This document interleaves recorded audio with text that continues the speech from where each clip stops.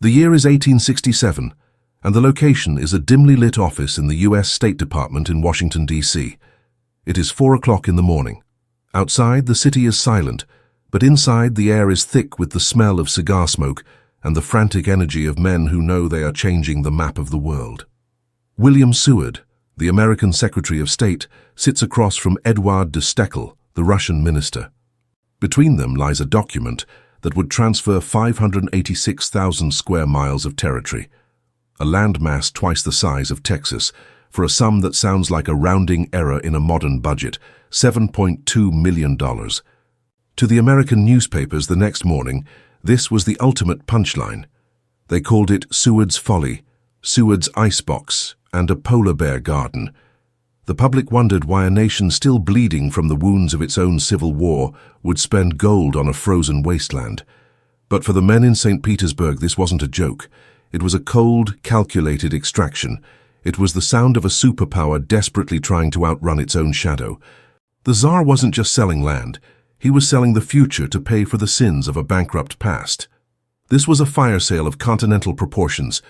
To understand why an empire would give away its only foothold in North America for pennies, we have to look past the frozen tundra and into the deep red ink of the Imperial Russian ledger. This is the story of how an empire was brought to its knees, not by an invading army, but by the relentless pressure of compound interest. The path to the Alaska sale began 11 years earlier, in 1856 at the end of the Crimean War. For centuries, Russia had been the gendarme of Europe, the land of the endless army. The other powers of the West feared the Russian bear. But the Crimean War changed everything. It was a humiliating technological defeat. While the British and French arrived in iron-hulled ships with rifled muskets, the Russians were fighting with wooden boats and outdated smoothbore guns. When the peace treaty was signed, the military defeat was secondary to the economic catastrophe. To fund the war, Russia had printed millions of paper rubles, causing the currency to collapse. They had borrowed heavily from European banks, specifically the House of Rothschild. Now the war was over, but the debt remained. The interest payments alone were eating up nearly a third of the national budget. Tsar Alexander II was a man of vision. He knew that if Russia was to survive, it had to modernize. He wanted to build thousands of miles of railroads to connect the grain fields of the Ukraine to the ports of the Baltic. He wanted to abolish serfdom and create a modern industrial economy. But modernization requires capital, and capital was the one thing the Romanovs didn't have. Every bridge built and every mile of track laid was funded by another loan from London or Paris. Russia was essentially a third-world country with a first-world army, surviving on payday loans from the very bankers they despised. In St. Petersburg, the Tsar's younger brother, Grand Duke Constantine, began to look at the map with the eyes of a cold-blooded realist. He looked at Alaska, then known as Russian America, and he didn't see an asset. He saw a liability. He saw a strategic trap waiting to be sprung. Alaska shared a massive porous border with Canada, and Canada was a British colony. The British Empire was Russia's arch-rival. The Grand Duke knew that if another war broke out with Britain, the Royal Navy would simply sail into the ports of Sitka and take Alaska in an afternoon. Russia had no Pacific fleet strong enough to defend it, and they certainly couldn't march an army across the frozen wastes of Siberia in time to help. In a secret letter to the foreign minister, Constantine laid out his logic. "We must not deceive ourselves," he wrote. "The United States represents the future. They will eventually want to control the whole continent." He argued that it was better to sell Alaska to the Americans now, for whatever they could get, rather than lose it to the British for nothing. By selling to the US, Russia would create a strategic buffer zone. They would put an American wedge between their own territory and the British Empire. It was a move designed to protect the Russian heartland by sacrificing the colonial fringe. While the deal was being debated in the palaces of St. Petersburg, a strange and unlikely friendship was forming across the Atlantic.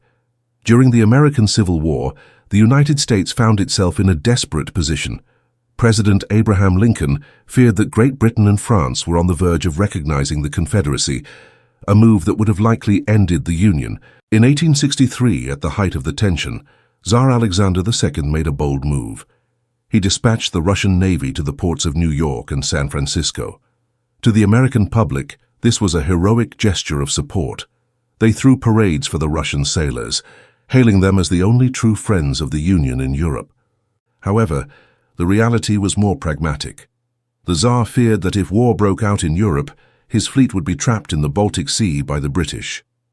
By visiting American ports, he was actually finding a safe harbor for his ships where they could potentially harass British merchant lanes. Nevertheless, this naval friendship created the political capital needed for the Alaska sale. Lincoln and Seward remembered the Tsar's gesture. When the war ended and Russia came knocking with a land offer, Seward was ready to listen. He viewed the purchase not just as an expansion, but as a thank you to an ally and a final blow to British influence in the north. The man tasked with selling the icebox was Edward de Stoeckle, the Russian minister in Washington. Stoeckle was a sophisticated diplomat who moved through the salons of D.C. with ease, but by 1867 he had become a glorified salesman. His instructions from St. Petersburg were clear: get the money and get it fast. The Russian finance ministry was facing a critical currency shortage. They needed the cash to pay the interest on the Rothschild loans by the next fiscal quarter. Seward and Stoeckle played a high-stakes game of poker.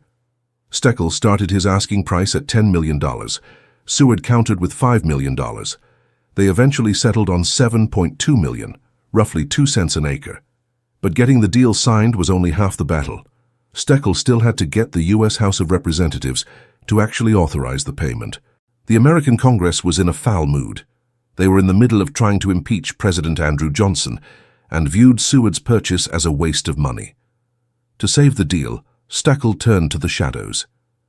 Using a secret slush fund provided by the Tsar, he began a massive lobbying campaign. It is a documented fact of history that thousands of dollars in gold were handed out in brown paper envelopes to influential congressmen and journalists. Stoeckle was essentially buying American democracy to bail out a Russian autocracy.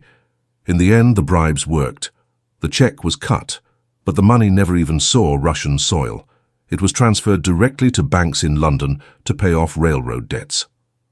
The moment the treaty was signed, the geopolitical axis of North America tilted. To the British in London and the colonial leaders in what would become Canada, the Alaska purchase was an alarm bell. They realized that the Americans were now flanking them from both the south and the north. The timing was no coincidence. Just 3 months after the Alaska sale, on July 1, 1867, the British North America Act went into effect, creating the Canadian Confederation. The disparate colonies of the North realized they had to unite into a single nation to resist American manifest destiny. This led to a frantic race. The newly formed Canadian government knew that if they didn't connect their east and west coasts, the Americans in Alaska and the Americans in the lower 48 would eventually meet in the middle and swallow the British Pacific. This spurred the construction of the Canadian Pacific Railway, a project that was, in every sense, a strategic response to the sale of Alaska. The map was being redrawn in real time, and the British were suddenly on the defensive, forced to build a nation out of a collection of wilderness outposts just to stay relevant. While Canada was busy building a nation, the Russian Empire was busy spending its $7 million. For a few years, the sale worked. It stabilized the ruble and allowed the Tsar to keep his railroad projects alive. But the Russian Navy, which had spent so much time observing the American Civil War, had failed to learn the most important lesson of that conflict, that modern power comes from industrial capacity and efficient logistics, not just raw land. The money from Alaska was a drop in the ocean. By the late 1870s, the Russian debt had ballooned again. The underlying problems of the empire, the corruption in the railroad companies, the lack of a middle class, and the crushing weight of the autocracy remained. The sale of Alaska was a payday loan that provided a moment of relief, but did nothing to cure the terminal illness of the Romanov dynasty. Inside Russia, a silent debate was raging. Some visionaries argued that Russia should have moved its capital to the Pacific, pivoting away from Europe to become a maritime power. They pointed out that Alaska was teeming with furs, fish, and minerals, but these voices were silenced by the finance ministers, who were obsessed with the next interest payment. They sacrificed the eternal for the temporary. For 30 years, it seemed the Russians had pulled off a great scam. Alaska was a lawless, frozen frontier that the American government largely ignored. But in 1896, the ice began to thaw in a way the Tsar never anticipated. A nugget of gold was found in the Yukon, and the Klondike gold rush began. Suddenly, the icebox was a treasure chest. Millions of dollars in gold were pulled from the earth, more in the first few years than the entire purchase price of the territory. This rush brought a new kind of pioneer to the north, the entrepreneurs. Among them was a German immigrant named Friedrich Trump, the grandfather of the 45th President of the United States. Friedrich Trump didn't dig for gold. He recognized that in a gold rush, the real money is made by the people selling the shovels and the stakes. He opened the Arctic restaurant and hotel in the Whitehorse district. He provided food, lodging, and entertainment to the weary miners. The wealth he accumulated in the mud of the north became the foundation for a real estate empire that would eventually reach the heights of American power. It is a strange irony of history. The Tsar sold Alaska to save his crown, but in doing so he helped facilitate the rise of an American dynasty that would eventually dominate the headlines of the 21st century. As the 20th century dawned, the value of Alaska shifted from gold to something even more precious: oil. The discovery of the Prudhoe Bay oil fields transformed the American economy, providing a domestic source of energy that would power the country through the industrial age. In just a few decades, the United States made back the $7.2 million purchase price thousands of times over. But the real cost of the sale for Russia became apparent during the Cold War. The land that Tsar Alexander II sold to pay off a mortgage became the most important strategic front line in the world. The United States built the DEW line, distant early warning radar stations across Alaska, to watch for Soviet bombers. The very territory that was once Russian America became the base from which American nuclear subs and interceptor jets monitored the Soviet Union. Soviet leaders like Nikita Khrushchev and Leonid Brezhnev must have looked at the map with a sense of bitter irony. They were being threatened from land that their own predecessors had sold for the price of a few buildings in Manhattan. The buffer zone that Grand Duke Constantine wanted to create had worked, but it had worked for the Americans, not the Russians. Empires rarely fall in a single dramatic explosion. They fall in silence, one bad loan and one desperate sale at a time. The Russian Empire didn't lose Alaska on a battlefield.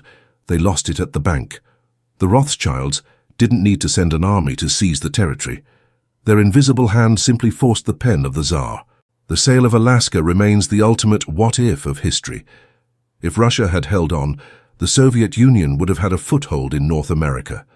The Cold War might have seen a Berlin Wall in the middle of the Yukon. The geopolitical balance of the world would have been shifted on its axis. But history is written by men who are often blinded by the pressures of the present. The men in that dimly lit room in 1867 weren't thinking about the 20th century. They were thinking about the next fiscal quarter. They were victims of the short-term thinking that plagues all declining empires. They sold a continent to buy a few years of solvency. Today, Alaska stands as a monument to a bankruptcy. It is the receipt for a bill that a dying empire could not pay. It serves as a haunting reminder for any modern nation. The most dangerous weapon in history isn't the cannon or the missile. It is the promissory note. And the most dangerous defeat is not losing a war but running out of gold. I'm Heritage Treasury, and this is the story of how a superpower sold its future. Subscribe now to join those who see what others won't. History is watching. Will you?